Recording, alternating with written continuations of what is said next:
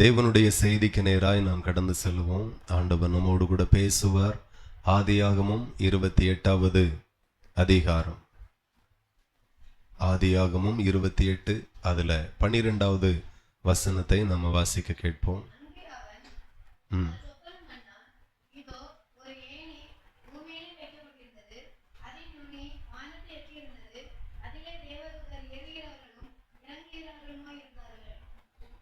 பதிமூணை சேர்த்து வாசிப்போம்.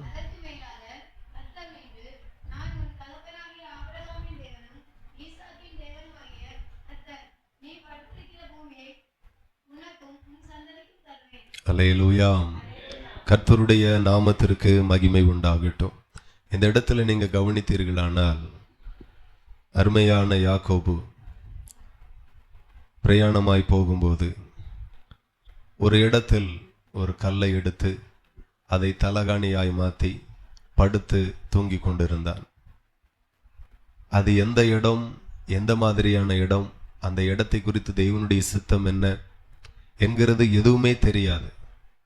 நல்லா தூங்கி இருக்கும்போது அந்த இடத்துல ஒரு தரிசனத்தை ஆண்டவர் கொடுக்கிறார். அந்த தரிசனத்தில் அவன் பார்க்கிறான், அவன் படுத்திருந்த பூமிக்கும் வானத்திற்கும் ஒரு தொடர்பு உண்டாகும்படி ஒரு ஏணி வைக்கப்பட்டிருக்கிறதை அவன் பார்க்கிறான். ஃபர்ஸ்ட். ரெண்டாவது பார்க்கிறான், அதில் தேவதூதர்கள் ஏறுகிறவர்களும் இறங்குகிறவர்களுமாய் இருக்கிறதை பார்க்கிறான். அதுக்கு பிறகு மூன்றாவது ஒரு காரியத்தை பார்க்கிறான். அதற்கு மேலாக கர்த்தர் நின்று பேசுகிறதை அவன் கேட்கிறான். இந்த மூன்று அனுபவமும் அவன் படுத்திருந்த தூங்கி கிடந்த அந்த இடத்தை குறித்து ஆண்டவர் அவனுக்கு வெளிப்படுத்தினார். அல்லேலூயா. இது எதை காட்டுகிறது என்றால், இந்த இடத்திற்கு அவன் பெத்தேல் என்று பெயர் வைக்கிறான். பெத்தேல் என்றால் தேவனுடைய வீடு என்று சொல்லி அர்த்தம். அப்போ யாக்கோபு எங்கே வந்து படுத்திருந்தார் அப்படின்னா, தேவனுடைய வீட்டில் வந்து தூங்கி இருந்தார். அல்லேலூயா. இன்னைக்கும் நிறைய பேர் சபைக்கு போகிறோம். சபையை குறித்ததான ஒரு மேன்மை, ஒரு மகிமை அறியாதவர்களாகவே நிறைய பேர் இருக்கிறார்கள். சபை குறித்ததான ஒரு மேன்மை, ஒரு நல்ல ஞானம், நல்ல ஒரு உணர்வு இந்த இடத்துல இருக்கிற வாலிப பிள்ளைகள், சிறு பிள்ளைகள், பெரியவர்கள் எல்லாருக்குள்ளாகவும் வர வேண்டும். சபை என்றால் என்ன என்கிறதை. யாக்கோபு எத்தனை வயசானாலும், ஆண்டவரை விசுவாசிக்கிற ஒரு பிள்ளையாய் இருந்தாலும், தேவனுடைய வீட்டை குறித்து அவனுக்கு எந்த அறிவுமே இல்லை. முதல் கர்த்தர் அவனுக்கு தேவனுடைய வீடுனா என்ன, தேவனுடைய வீட்டினுடைய மேன்மைனா என்ன என்கிற முழு காரியத்தையும் ஆண்டவர் அவனுக்கு தெளிவாய் வெளிப்படுத்தினார். அல்லேலூயா. நான் சொல்லுகிறேன், இது நம்ம வீடு இல்லை, இது தேவனுடைய வீடு. இது தேவன் கிரியை செய்கிற வீடு. வசனத்தின்படி பார்த்தால் இந்த வீட்டிற்கும் பரலோகத்தின் வீட்டிற்கும் நேரடி ஒரு தொடர்பு இருக்கிறது. அதை தான் யாக்கோபு பார்க்கிறான். நாம் படுத்திருந்த இந்த பூமிக்கும் வானத்திற்கும் ஒரு தொடர்பு உண்டாக்கும்படி ஏணி வைக்கப்பட்டிருக்கிறது. நான் சொல்லுகிறேன், நம்ம வீட்டிற்கும் பரலோகத்திற்கும் தொடர்பு இல்லை. ஆனா நம்ம ஆராதிக்கிற இந்த ஆலயத்திற்கும் பரலோகத்திற்கும் ஒரு நேரடி தொடர்பு இருக்கிறது. ஹல்லேலூயா. எப்போதும் ஆலயத்துல வந்தாலும், எப்போ வந்தாலும் ஒரு உணர்வு இருக்கணும், இந்த ஆலயத்திற்கும் என் தேவனுடைய சிங்காசனம் இருக்கிற அந்த இடத்திற்கும் ஒரு நேரடி தொடர்பு இருக்கிறது. அடுத்தபடி அவன் பார்க்கிறான், அதுல தேவதூதர்கள் ஏறுகிறார்கள், இறங்குகிறார்கள். தேவதூதர்கள் ஏறுகிறார்கள், இறங்குகிறார்கள். கர்த்தருடைய நாமத்திற்கு மகிமை உண்டாகட்டும். நீங்க பாத்தீங்கன்னா, நம்முடைய சபையில், ஆண்டவருடைய நாமத்தை பிரஸ்தாபப்படுத்துகிற சபையில் தேவன் தூதர்களை அனுப்புகிறார். தூதர்கள் ஏறி வருகிறார்கள், இறங்கி வருகிறார்கள், மறுபடியும் ஏறி போகிறார்கள். நான் என்ன நம்புகிறேன் அப்படின்னா, இங்கே ஜெபிக்கிற ஜெபங்களை தூதர்கள் அங்கு வரைக்கும் கொண்டு சேர்க்கிறார்கள். அங்க இருந்து பதிலை அவர் கொண்டு வருகிறார்கள். அல்லேலூயா. அதை தான் நாம தானியேலுடைய வாழ்க்கையில பார்க்கும்போது தூதன் வந்து சொல்லுகிறான், தானியேலே, நீ மிகவும் பிரியமானவன், ஆகையால் நீ வேண்டிக் கொள்ள முன்பதாகவே கட்டளை வெளிப்பட்டது என்று சொல்லுகிறான். ஆகவே நாம இந்த சபையில என்னெல்லாம் ஜெபிக்கிறோமோ அந்த ஜெபங்களை தூதர்கள் பிதாவினிடத்தில் கொண்டு போய் சேர்க்கிறார்கள். சபை குறித்து நல்ல ஒரு அறிவு, நல்ல ஒரு உணர்வு எப்போதுமே நமக்குள்ள இருக்கணும். இந்த சபையில ஒரு தூதன் இருக்கிறார்கள், கர்த்தர் அனுப்புகிறார். இன்றைக்கு இந்த ஆராதனையில பங்கெடுத்திருக்கிற அத்தனை பேரையும் பரலோகம் ஒரு சாதாரண பாதுகாப்புக்குள்ளாக அல்ல, தூதர்களை அனுப்பி நம்மை பாதுகாக்கிறார். ஆண்டவர் சொல்லுகிறார், உன் பக்கத்தில் 1000 பேரும் உன் வலதுபுறத்தில் 16,000 பேர் விழுந்தாலும் அது உன்னை அணுகாது என்று சொல்லி ஆமை சங்கீதத்தில் வாசிக்கிறோம். அப்ப ஏன் அணுகாது அப்படின்னா, கர்த்தருடைய பாதுகாப்புக்குள்ளாக நாம இருக்கிறோம். இந்த உலகத்திலேயே மிகப்பெரிய உச்சகட்ட பாதுகாப்பு அப்படின்னா பிரதமருக்கு கொடுக்கப்படுகிறது, குடியரசுத் தலைவருக்கு கொடுக்கப்படுகிறது. நான் சொல்லுகிறேன், அதை விட உயர்ந்த பாதுகாப்பு ரட்சிக்கப்பட்ட, இரத்தத்தினால கழுவப்பட்ட, அவருடைய அபிஷேகத்தை பெற்ற உங்களுக்கு கர்த்தர் கொடுக்கிறார். கரங்களை தட்டி தெய்வத்தை மகிமைப்படுத்துவோம். ஒரு மேலான பாதுகாப்பு, தூதனை கொண்டு பாதுகாப்பு. இவ்வளோ பாதுகாப்புக்குள்ளாக இந்த பிரதமர்கள் இருந்தாலும் அதையும் தாண்டி எத்தனையோ பிரதமர்களை கொலை செய்திருக்கிறார்கள். ஆனால் தூதனுடைய பாதுகாப்புக்குள்ளாக ஒரு மனுஷன் இருப்பானால் எந்த சக்தியும் அவர்களை தாண்டி உங்களை அணுகவே செய்யாது. ஹல்லேலூயா. 7 மடங்கு சூடேற்றப்பட்ட அக்கினி சோலைக்குள்ளாய் போட்டாலும் ஒரு முடி கூட கருகாமல் கர்த்தர் தம்முடைய தூதனை அனுப்பி பாதுகாத்தார். அந்த தேவன் இன்றைக்கும் உயிரோடு இருக்கிறார், அவர் நம்மோடு கூட இருக்கிறார். அப்போ ஆலயத்தை குறித்து நமக்கு ஒரு தெளிவு இருக்கணும். இந்த ஆலயத்திற்கும் தேவனுடைய வீட்டிற்கும் ஒரு நேரடி தொடர்பு இருக்கிறது. அங்க இருந்து தேவதூதர்கள் இறங்கி வருகிறார்கள், இங்க இருந்து மறுபடியும் தேவதூதர்கள் ஏறி போகிறார்கள். அதோடு கூட இந்த சபையில இருந்து நாம ஜெபிக்கும் போது, ஆராதிக்கும் போது வானத்துல இருந்து தேவன் பேசுகிறார். ஹல்லேலூயா. அதற்கு மேலாக கர்த்தர் நின்று, நான் உன் தகப்பனாகிய ஆபிரகாமின் தேவனும் ஈசாக்கின் தேவனும் ஆகிய கர்த்தர் என்று தன்னை வெளிப்படுத்துகிறார். ஹல்லேலூயா. சபையில நாம எவ்வளோ இந்த சபைக்கு கனத்தை கொடுக்கிறோமோ, நேசிக்கிறோமோ, இந்த சபையில ஆராதிக்கிறோமோ, எவ்வளவு அதிகமா ஜெபிக்கிறோமோ, இந்த சபையில வரக்கூடிய அப்படிப்பட்டவர்களுக்கு தேவன் தன்னை வெளிப்படுத்த சித்தமாய் இருக்கிறார். ஹல்லேலூயா. ஏலியின் பிள்ளைகளை குறித்து சொல்லப்பட்டிருக்கிறது. ஏலியின் பிள்ளைகள், பேலியாளின் பிள்ளைகள், அவர்கள் கர்த்தரை அறியவில்லை. ஆனா இருந்தது எங்க? இப்ப என் பிள்ளைகள் எங்க இருக்கிறாங்க? ஜெப வீட்டிலே இருக்கிறாங்க, ஜெப வீட்டிலே சாப்பிடுறாங்க, ஜெப வீட்டிலே படுக்கிறாங்க, ஜெப வீட்டிலே வளருகிறாங்க, எல்லாமே ஜெப வீட்டில. இதே போலதான் ஏலினுடைய 2 பிள்ளைகள் சபையிலே இருந்தாங்க. சபையில வரக்கூடிய ஆகாரத்தை புசித்தார்கள், சபையில வரக்கூடிய பணங்களை செலவழித்தார்கள், சபையிலேயே சுதந்திரமாய் வாழ்ந்தார்கள்.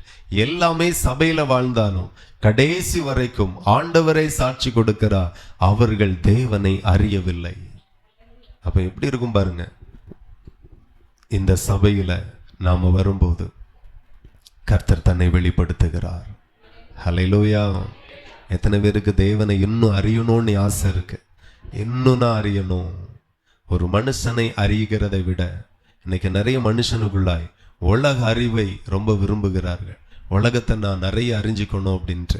ஆனா நான் சொல்லுகிறேன், உலகத்தை அறிகிறதை காட்டிலும் உலகத்தையே உண்டாக்கின தேவனை அறிந்து கொள்ளுங்க. அவர் தன்னை வெளிப்படுத்த விரும்புகிறார். இந்த யாக்கோபை குறித்து நாம் இந்த இடத்துல பார்க்கிறோம். இவன் இதுக்கு முன்னாடி ஜெபித்ததாக நாம் எங்கேயும் பார்க்க முடியாது. ஆனா தேவன் வாலண்டியரா வந்து தன்னை அவனுக்கு வெளிப்படுத்துகிறார். நான் யார் தெரியுமா? ஹல்லேலூயா.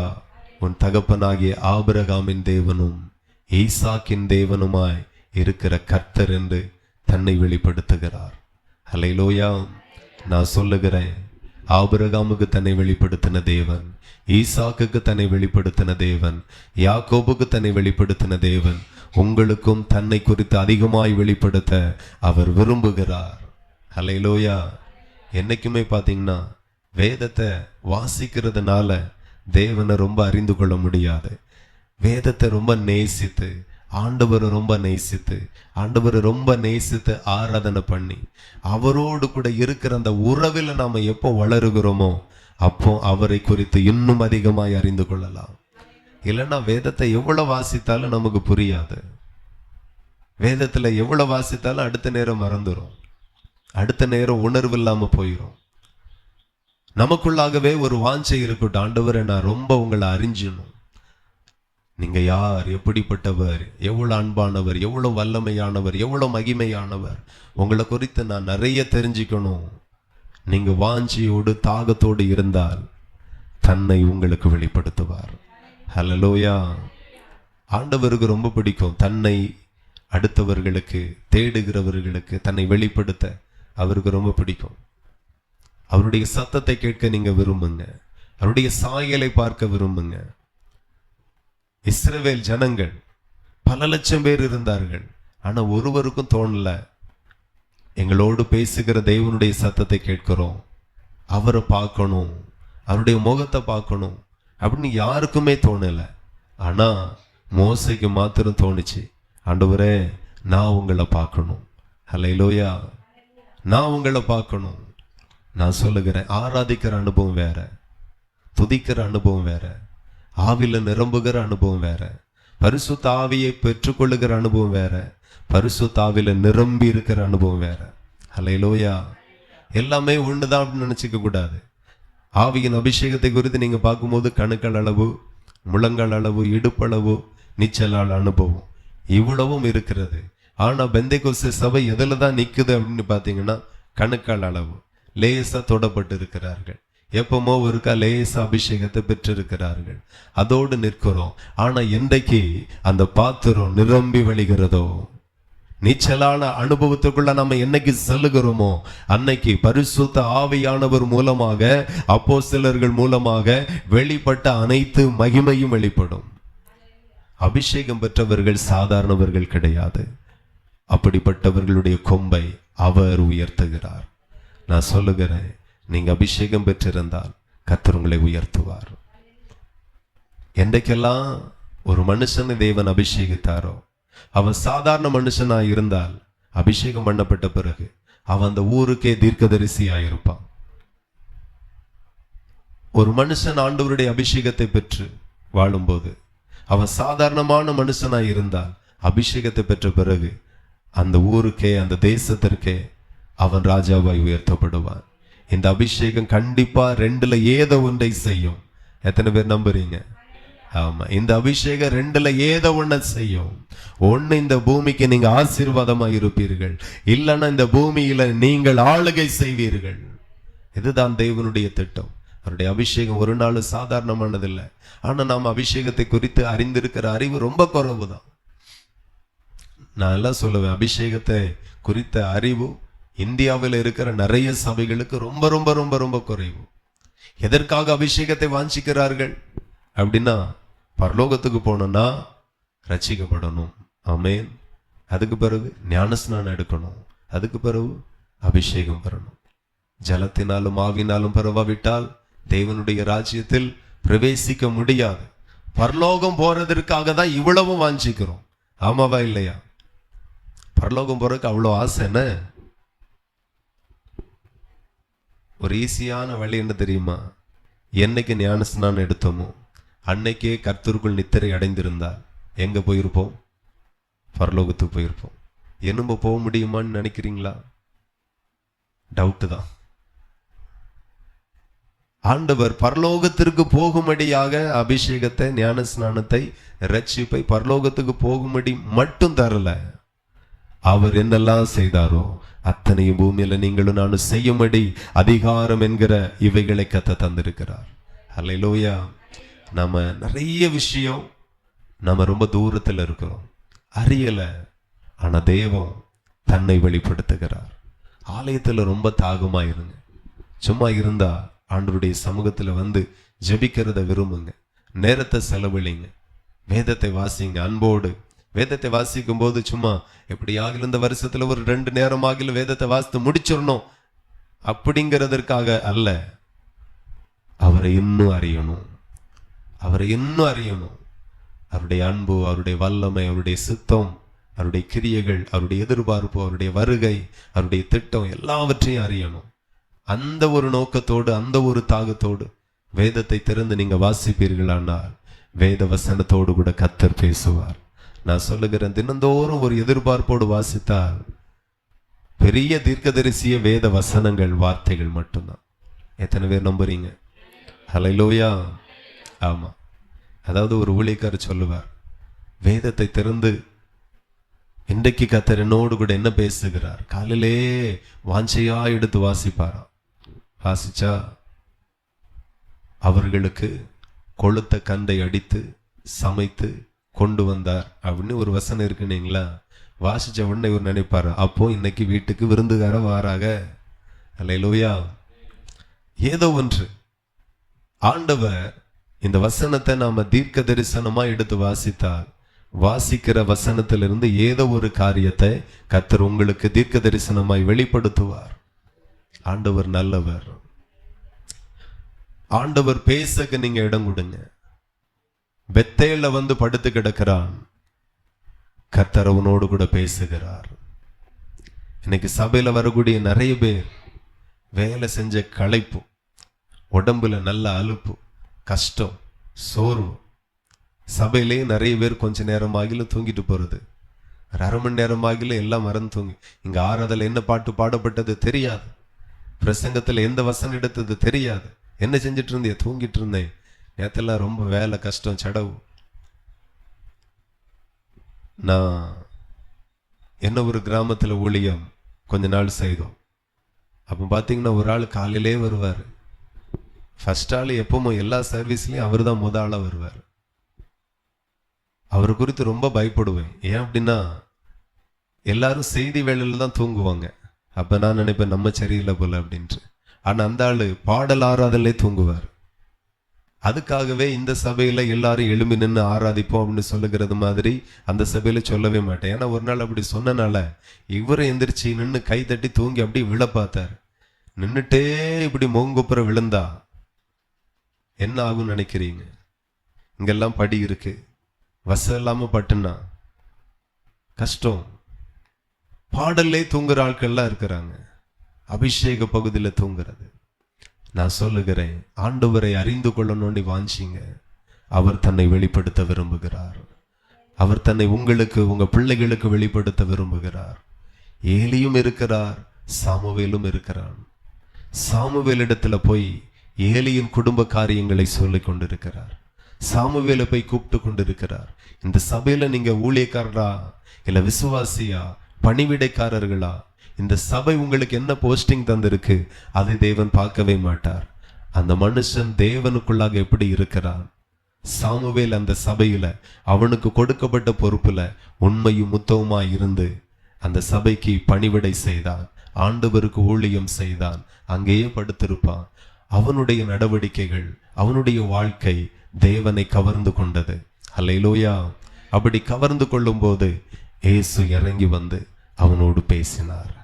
கர்த்தர் இறங்கி வந்து அவனுக்கு தன்னை வெளிப்படுத்தினார். அவனுக்கு ரொம்ப நேரமா புரியல. அதுக்கு பிறகு புரிஞ்சு, கூப்பிடுகிறது ஏலி இல்ல, கூப்பிடுகிறது சர்வ வல்லமை உள்ள தேவனாகிய கர்த்தர் என்று ஏலி கற்றுக் கொடுக்கிறான். இன்னைக்கு நிறைய கற்றுக்கொள்ளணும்.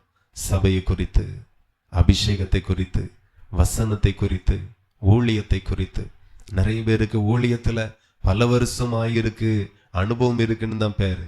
ஆனா ஊழியத்தை குறித்து நிறைய அறிவு இல்லை, உணர்வு இல்லை, பயம் இல்லை, பக்தி இல்லை. இப்படி இல்லாம எத்தனையோ பேர் ஊழியத்தை செய்கிறார்கள். ஆண்டவர் சொல்லுகிறார், ஊழியத்தை அசதியாய் செய்கிறவன் சபிக்கப்பட்டவன். ஊழியன்னா என்ன அப்படிங்கிறது எனக்கே ரொம்ப நாள் தெரியாது. ஏதோ சபை நடத்துறோம், உபவாச கூட்டம் நடத்துறோம், ஆராதனை நடத்துறோம், அப்படி இல்லை. சபை, இந்த சபையை கட்டுகிறது தேவனுடைய ராஜ்யத்தை கட்டுகிறதற்கு சமம். இந்த சபை குறித்து மிகப்பெரிய திட்டம், ஒரு நோக்கம் தேவனுக்கு இருக்கிறது. நீங்க நல்லா கவனிங்க. எத்தனையோ இடங்களில் ஆண்டவர் சபையை கட்டுகிறார். அந்த சபைக்கு ஒரு ஊழியக்காரனை தருகிறார். அந்த சபைக்கு என்று சொல்லி கொஞ்சம் ஒரு கூட்டத்தை ஆண்டவர் தருகிறார். அந்த சபையை போஷித்து நடத்துகிறார். ஒரு ஊழியக்காரனுடைய குடும்பத்தினுடைய செலவு சாதாரண குடும்பத்திற்கு ஆகுகிற செலவுகளை காட்டிலும் குறைந்தது 2 மடங்கு செலவாகும். அவ்வளவும் கர்த்தர் கொடுக்கிறார். எதற்காக கொடுக்கிறார்? அவருடைய சபை கட்டப்பட வேண்டும், அவருடைய ராஜ்யம் கட்டப்பட வேண்டும். அந்த சபையில வரக்கூடிய ஒவ்வொரு பேருக்குள்ளாக ஒவ்வொரு மனுஷனும் தேவனுக்காக ஒரு மாளிகையாக, தேவனுடைய கூடாரமாக, தேவனுடைய ஆலயமாக ஒவ்வொரு மனுஷனும் மாறணும். அன்றைக்கு சாலமோன் தேவ ஆலயத்தை கட்டினான். இன்றைக்கோ நாம ஒவ்வொரு மனுஷனையும் தேவனுடைய ஆலயமாய் மாற்ற வேண்டும். நீங்க வசனம் வாசிருப்பீங்க, தெரியும் உங்களுக்கு எல்லாருக்கும். நீங்களே தேவனுடைய ஆலயம் என்று ஆண்டவர் சொல்லி இருக்கிறார். இந்த சபையில வரக்கூடிய ஒவ்வொரு பேரையும் ஆலயமாய் மாற்ற வேண்டும். தாவீதுக்கு ஒரு ரொம்ப வாஞ்சை இருந்தது, கர்த்தருக்கு ஆலயத்தை கட்டணும், கர்த்தருக்கு ஆலயத்தை கட்டணும். உங்களுக்கெல்லாம் அந்த வாஞ்சை வரணும். இந்த இடத்துல வரக்கூடிய ஒவ்வொரு பேரும் தேவனுடைய ஆலயமாய் மாறணும், தேவனுடைய ஆலயமாய் மாறணும். தேவனுடைய ஆவியானவர் அவர்களுக்குள்ளாய் வாசம் பண்ணணும். நான் தான் ஆராதிக்கும் போதெல்லாம் சொல்லுவேன், எப்படி ஆகிலும் துதித்து ஸ்தோத்திரம் பண்ணி தாகமாய் இருந்து ஆவில நிரம்புங்க. ஆமேன். ஆமா, ஒரு நாள் ஒரு டைம் ஆகிலும் அபிஷேகத்துல நிரம்புங்க. நிறைய பேருக்கு ஒரு மாசம் ஆச்சாம, உங்கள்கிட்ட தான் கேட்கிறேன். நிறைய பேருக்கு அபிஷேகத்துல நிரம்பி அபிஷேகத்தை பெற்றவர்கள் மறுபடியும் அபிஷேகத்துல நிரம்பி ஒரு மாசம் ஆச்சு, சில ஆளுக்கு 2 வாரம் ஆச்சு. அதனுடைய அர்த்தம் என்ன அப்படின்னா, நீங்க அவரை வரவேற்கலன்னு அர்த்தம், நீங்க அவருக்கு இடம் கொடுக்கலன்னு அர்த்தம். வசனம் சொல்லுகிறது, தாகம் உள்ளவன் மேல் தண்ணீரை ஊற்றுவேன் என்று. நிச்சயமாய் நீங்க தாகமா கேட்டா அந்த ஜீவ தண்ணீர் உங்க மேல இறங்கி இருக்கும். ஆனா அதை குறித்து நமக்கு எந்த பிரச்சனையும் இல்லை. அவர் வந்தா என்ன, வரட்டா என்ன, அப்படியா? நீங்க தான் தேவனுடைய ஆலயம். தேவன் எங்க தங்குகிறார் ஆசையா? சாலமோன் தேவாலயத்திலே அல்ல, எருசலேமிலே அல்ல, நமக்குள்ளதான் ஆசையா தங்குவார். நாம தான் இடம் கொடுக்கணும், நாம தான் அவரை வரவேற்கணும். நாம கண்டுகிட்டதே இல்லை, வந்தா என்ன போனா என்ன, இப்படியே இருக்கிறோம். இருக்கக்கூடாது. ஒவ்வொரு நாளும் சாதாரண ஜெபத்தை பண்ணாதுங்க, அசாதாரணமான ஜெபத்தை பண்ணுங்க. ஜெபத்துல ரொம்ப நேரம் ஆவில அனலாகுங்க, ஆவில நிரம்புங்க, அபிஷேகத்துல நிரம்புங்க. ஏன் தூக்கம் வருது? தூக்கம் வராம என்ன வரும் வேற? பரிசுத்த ஆவிக்குள் ஜெபம் பண்ணி என்று சொல்லி யூதாவில வாசிக்கிறோம். ஆமேன். பரிசுத்த ஆவிக்குள்ளாய் ஜெபம் பண்ணணும். பவுல் சொல்லுகிறார், நான் ஆவியோடும் பாடுவேன், கருத்தோடும் பாடுவேன். அப்ப எப்படி பாடணுமா? ஆவில பாடணும். பலத்தினாலும் அல்ல, பராக்கிரமத்தினாலும் அல்ல, கர்த்தருடைய ஆவியினால எல்லாம் ஆகும். ஆவியில செய்யப்படுகிறது ஆவில செய்தாதான் வெற்றி உண்டாகும். பலத்துல செய்ய வேண்டியது பலத்துல செய்யணும், ஆவில செய்ய வேண்டியது ஆவில தான் செய்யணும். நாம ஆவிக்குரியவர்கள்னு சொல்லுகிறோம், ஆவிக்குரிய சபைக்கு போகிறோம் என்று சொல்லுகிறோம். ஆனா ஆவியானவர் எங்கே? உங்கள்கிட்ட தான். எல்லாம் கரெக்ட் தான். ஆவிக்குரிய சபை, பெந்தேகோஸ்தே சபை, இதுல வேற கன்னியாகுமரி மாவட்டத்துல ஆதி பெந்தேகோஸ்தே சபை அப்படியெல்லாம் இருக்கு. போறீங்க, என்ன பிரயோஜனம்? ஆவியானவர் எங்கே? அவர் வந்தாரா? வருகிறாரா? நான் சொல்லுகிறேன், தினந்தோறும் ஜெபிக்கணும். ஆமென். இன்னைக்கு பண்ணின ஜெபத்தை வைத்து நாளைக்கு சாதிக்கவே முடியாது. அதை புரிஞ்சுக்கோங்க. ஜெபம் ஒரு நாளைக்கு தான், தினந்தோறும். அதான் தானியேல் 3 வேளை ஜெபித்தார். நமக்கு ஜெபத்தை குறித்த அறிவே கிடையாது. என்ன அப்படின்னா, இன்னைக்கு ஒரு நாளும் ஜெபிக்கல, நாளைக்கு மொத்தமா ஜெபம் பண்ணும். நல்லா விடுவான் பிசாசு உங்களை. இன்னைக்கு ஒரு நாள் ஜெபிக்கலைன்னா நாளைக்கு உங்களால ஜெபிக்க முடியாது. அந்த மாதிரி வஞ்சிப்பான். நமக்கு ஜெபத்தை குறித்து அவ்வளவுதான் அறிவு. இன்னைக்கு ஜெபிக்கல, நாளைக்கு ஜெபம் பண்ணுவேன். நாளைக்கு சொல்லுவோம், ஒரே அடியா உபவாச கூட்டத்துல ஜெபம் பண்ணுவோம், ஒரே அடியா ஆராதனைக்கு போய் ஜெபம் பண்ணுவோம். அது அப்படியே போகும். நான் சொல்லுகிறேன், அதாவது ஆண்டவர் சிலுவையின் பாடுக்கு போகுக்கு அந்த கடைசி தருணத்துல சீசர்களை அழைத்து கொண்டு போய் ராம் முழுவதும் ஜெபிக்க போனார். அல்லேலூயா. யார் ஜெபித்தா? ஒருத்தரும் ஜெபிக்கல, இயேசு கிறிஸ்து மட்டுமே ஜெபித்தார். அல்லேலூயா. மறுபடி வந்து தட்டி எழுப்பி ஜெபம் பண்ணு அப்படின்னு, ஜெபம் பண்ணு. மறுபடியும் தூங்கினார்கள். மறுபடியும் வந்து தட்டி எழுப்பி, 1 மணி நேரம் ஆகிலும் ஜெபிக்க கூடாதா? நீங்க ஜெபிக்காவிட்டால் சோதனைக்கு உட்படுவீர்கள் என்று ஆண்டவர் ஜெபத்தை குறித்து சொல்லி கொடுக்கிறார். என் நேற்று வரைக்கும் ஜெபித்துட்டு தானே இருந்தான், நேத்து வரைக்கும் கர்த்தருடைய ஊழியத்துல பயன்பட்டவர்கள் தானே. ஒரு நாள் ஜெபிக்காட்டா என்ன, தூங்கிட்டு போட்டும் பாவம். ஹல்லேலூயா. ஆமா, நிறைய ஸ்கூல் படிக்கிற பிள்ளைகள் அப்படியே ஸ்டாண்டிங்ல நின்று ஜெபம் பண்றது. ஸ்தோத்திரம் ஸ்தோத்திரம், ஸ்கூல் பஸ் வருது, டைம் ஆயிற்று, அவசரத்துல அவர் ஜெபத்தை கேட்கிறாரோ இல்லையோ நாம பண்ணி விட்டுறணும், அப்படிதானே? அப்ப ஆண்டவர் சொல்லுகிறார், ஜெபம் பண்ணு. நீ ஜெபிக்காவிட்டால் சோதனைக்கு உட்படுவாய். ஒரு நாள் தானே ஜெபிக்கல, ஒரு நாள் தான், ஒரு நாளை குறித்து தான் நான் பேசுகிறேன். காலைதோறும் அவருடைய கிருபை புதிதாக இருக்கிறது. காலைதோறும் ஆண்டவர் கிருபை கொடுக்கிறார். நேத்தைக்கு பெற்ற கிருபை கொண்டு இன்றைக்கு செயல்படுத்த முடியாது. தினந்தோறும் கிருபை, கிருபையில பெருகணும், ஜெபத்துல வளரணும், அபிஷேகத்துல வளரணும். இதெல்லாம் நிறைய பேருக்கு இல்லை. என்னைக்கோ ஒரு நாள் அபிஷேகத்துல நிரம்புறோம். அதுவும் இதாகிலும் கன்வென்ஷன் கூட்டத்துல நல்ல பாடுகிற பாடல் ஆள் வரணும். அவர் நல்லா நடத்தினா கொஞ்சம் அபிஷேகம் வரும். அபிஷேகம் வராததற்கு அவர் காரணம் அல்ல, அபிஷேகம் வராததற்கு நீங்க தான் காரணம். ஆவியானவர் எப்போ வருவார்னா, எப்போ நம்ம தாகமாய் அவரை நோக்கி பார்க்கிறோமோ, எப்போ ஆவியில நான் நிரம்பணும்னு தாகம் நமக்குள்ள வருதோ, அப்போ அவர் உங்களுக்குள் வருவார், உங்களை நிரப்புவார். ஸோ நிறைய காரியத்துல நமக்கு நல்ல ஒரு அறிவு, நிறைய ஒரு அறிவு இல்லாம இருக்கிறது. ஆனா தேவன் தன்னை உங்களுக்கு வெளிப்படுத்த விரும்புகிறார். தேவன் தன்னை ஒவ்வொரு பிள்ளைகளுக்கும் வெளிப்படுத்த விரும்புகிறார். நீங்க விரும்பணும். ஆகையினாலதான் சபை சொல்லுகிறது, வேதம் சொல்லுகிறது, இடைவிடாமல் ஜெபம் பண்ணுங்கள், இடைவிடாமல் ஜெபம் பண்ணுங்க. ஆராதனை அப்படிதான், சபை கூடி வருகிறத விட்டுவிடவே கூடாது. எவ்வளவு முடியுமோ சபையில ஒருவரை நான் நல்லா அறிந்து கொள்ளணும். இவனுக்கு ஒண்ணுமே தெரியாது யாக்கோபுக்கு, தேவனுடைய வீடு என்ன. அந்த நாட்கள்ல, இவளுடைய நாட்களில் எல்லாம் ஃபுல்லா பலிபீடம் தான்.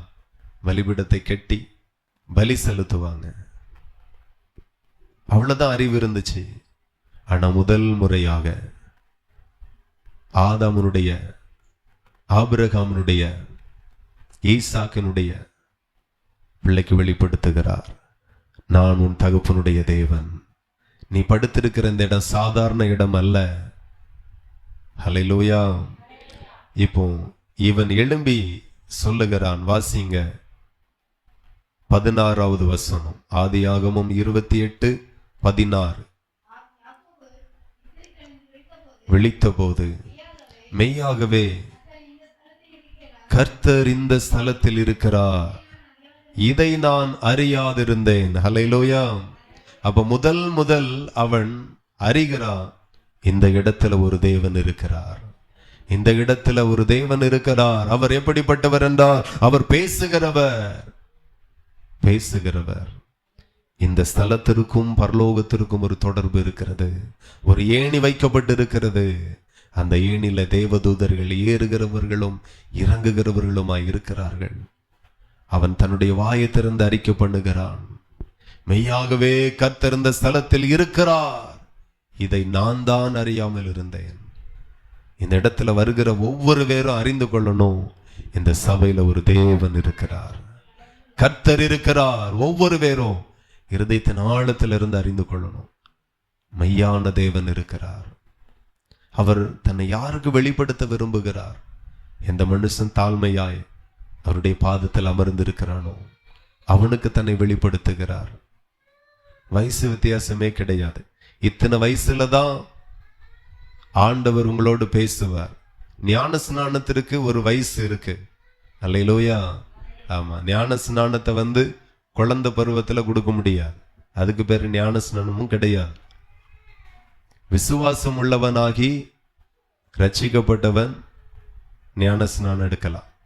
விசுவாசமே வராம அது எத்தனை வயசு ஆனா என்ன, முதல்ல அந்த பிள்ளை விசுவாசிக்கணும். ஆமென். இயேசு கிறிஸ்துவை மெய்யான இரட்சகர் என்று விசுவாசிக்கணும். அவர் எனக்காய் மரித்தார், என் பாவத்திற்காக மரித்தார், விசுவாசிக்கணும். எல்லாத்துக்கும் ஒரு ஏஜ் லிமிட் இருக்கு. ஆனா தேவனை அறிந்து கொள்ள, அவரை தரிசிக்க எந்த வயசும் நிர்ணயிக்கப்படவில்லை. எந்த வயதினரோடும் நெருங்கி பழகுகிற ஒரு உண்மை உள்ள தேவன் இருக்கிறார். மோசையோடு கூட மோசையை சந்திக்கும் போது 80 வயசுல ஆண்டவர் சந்தித்தார். அல்லேலூயா. 80 வயசுல. ஆபிரகாமை ஆண்டவர் சந்திக்கும் போது 75 வயசுல. சாமுவேலை சந்திக்கும் போது சின்ன வயசுல சந்தித்தார்.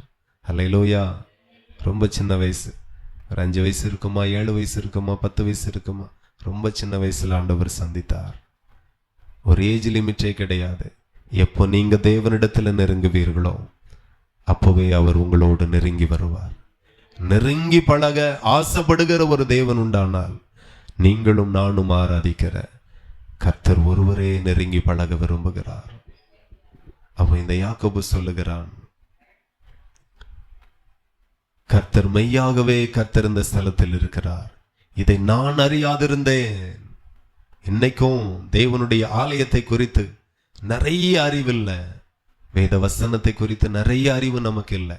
போதகனாய் இருந்தாலும், பிரசங்கியாய் இருந்தாலும், கன்வென்ஷன் பேசினாலும் நான் இன்னும் அறிய வேண்டியது நிறைய இருக்கிறது. ஆமா, நீங்க பல வருஷத்துக்கு முன்பதாகவே ரட்சிக்கப்பட்டு 40 வருஷம் ஆனாலும் சரி, நீங்களும் இன்னும் தேவனை அறிய வேண்டியது நிறைய இருக்கிறது. அவர் தன்னை வெளிப்படுத்த விரும்புகிறார். ஃபர்ஸ்ட் டைம் ஒரு ஆலயம்னா என்ன அப்படின்ட்டு யாக்கோபுக்கு வெளிப்படுத்தி கொடுக்கிறார். அவன் பார்த்து சொல்லுகிற, மெய்யாகவே கர்த்தர் இந்த ஸ்தலத்துல இருக்கிறார், இதை நான் தான் அறியாதிருந்தேன். அவன் பயந்து, இந்த ஸ்தலம் எவ்வளவு பயங்கரமாய் இருக்கிறது, இது தேவனுடைய வீடை அல்லாமல் இது வேறல்ல, இது வானத்தின் வாசல் என்றான். அல்லேலூயா. முதல் சொல்லுகிறான் ஆண்டவர், சொல்லுகிறார் தீர்க்கதரிசியோடு, என் வீடு எல்லா ஜனத்திற்கும் ஜெப வீடு எனப்படும். இதை எத்தனையோ 1000 வருஷத்திற்கு முன்னாடியே யாக்கோபுக்கு தேவன் வெளிப்படுத்தி கொடுக்கிறார். இது தேவனுடைய வீடு, இது தேவனுடைய வீடு. நான் சொல்லுகிறேன், கர்த்தர் உங்களுக்கு தன்னை வெளிப்படுத்த விரும்புகிறார். வாலிப பிள்ளைகளை ரொம்ப வாஞ்சிக்கணும். இன்னைக்கு நிறைய பேர் செல்போன்லையும், டிவிலையும், சினிமாலையும், உலக காரியத்திலே ரொம்ப ஈடுபாடோடு இருக்கிறோம். ஆண்டவரோடு நெருங்குகிறது இல்லை, உலகத்தோடு நெருங்கி இருக்கிறோம். ஆனா உலகத்தை படைத்தவர் உங்களிடத்துல நெருங்க விரும்புகிறார், உங்களோடு கூட பேச விரும்புகிறார். அல்லேலூயா. நீங்க விரும்பினால் அவர் உங்களுக்கு தன்னை வெளிப்படுத்துவார். தன்னை வெளிப்படுத்துகிறதில் அவர் ரொம்ப சந்தோஷப்படுகிறார். ஏன்னா நீங்க தான் தேவனுடைய ஆலயம். தேவனுடைய ஆலயமாய் இருக்கிற உங்களிடத்துல தான் கர்த்தர் நெருங்கி வர விரும்புகிறார். ஆண்டவருக்கு மகிமையும் கனமும் உண்டாகட்டும். அடுத்தபடியா சொல்லுகிறான் 17வது வசனம், அவன் பயந்து, இந்த ஸ்தலம் எவ்வளவு பயங்கரமாய் இருக்கிறது, இது வானத்தின் வாசல் என்றான். அல்லேலூயா. வானத்திற்கு ஒரு வாசல் இருக்குமேயானால், நம்ம கெட்டிருக்கிற வீட்டுக்கெல்லாம் ஒரு திசையை நோக்கி ஒரு வாசலை வைத்திருக்கிறோம். நம்ம வீட்டுக்கு ஒரு வாசல் இருக்கிறது போல வானத்திற்கென்று ஒரு வாசல் இருக்குமேயானால் அது தேவனுடைய வீடை அல்லாமல் வேறல்ல. ஒரு மனுஷன் வானத்திற்கு போக வேண்டுமேயானால், பரலோகத்துக்கு போக வேண்டுமேயானால் தேவனுடைய வீடே அல்லாமல் வேற வாசல் இல்ல. ஒரு மனுஷன் பரலோகத்துக்கு போக வேண்டுமேயானால் இயேசுவை தவிர வேற வழி இல்லை அவனுக்கு. இவ்வளவு நாளும் அறியாமல் இருந்தான். இன்றைக்கு அவன் சொல்லுகிறான், இன்றைக்குதான் நான் அறிந்து கொண்டேன். இதே போல நிறைய காரியம் நம்ம ஆலயத்தை குறித்து அறிய வேண்டியது இருக்கிறது. இது சாதாரணமான ஸ்தலம் அல்ல, இது சாதாரணமான வீடு அல்ல. ஆண்டவர் யாக்கோபுக்கு வெளிப்படுத்தி கொடுத்தார். இன்றைக்கு ஆண்டவர் உங்களுக்கு நிறைய காரியத்தை வெளிப்படுத்த விரும்புகிறார். எல்லாவற்றையும் நாம் பிரசங்கிக்க முடியாது, நேரமும் இல்லை. நீங்க தான் புரிஞ்சு கொள்ளணும். எதை அறிந்து கொள்ள விரும்புறீங்க பரலோகத்தை குறித்தா வாஞ்சிங்க, கர்த்தர் வெளிப்படுத்துவார். எத்தனையோ பேரை உயிரோடு பரலோகத்துக்கு கொண்டு போயிருக்கிறார். எத்தனையோ பேரை தரிசனத்துல பரலோகத்திற்கு கொண்டு போயிருக்கிறார், தரிசனத்துல நரகத்திற்கு கொண்டு போயிருக்கிறார். அல்லேலூயா. அங்கே படுகிற வேதனையை பார்க்க வைத்திருக்கிறார். ஒரு மோசை விரும்பினான், ஆண்டவரே நான் உங்களை பார்க்கணும், அவனுக்கு தன்னை வெளிப்படுத்தினார். அல்லேலூயா. நீங்க என்ன விரும்புகிறீங்க? ஆண்டவரை குறித்து அவரும் தன்னை வெளிப்படுத்த விரும்புகிறார். ஹல்லேலூயா. அவரும் தன்னை வெளிப்படுத்த விரும்புகிறார். ஆண்டவர் உங்களை ரொம்ப நேசிக்கிறார். உங்களை ஆயத்தப்படுத்துங்க. நான் தேவனை அறியணும், தேவனை நேசிக்கணும்னு விரும்புங்க. கர்த்தர் உங்களை ரொம்ப நேசிக்கிறார். ஹல்லேலூயா.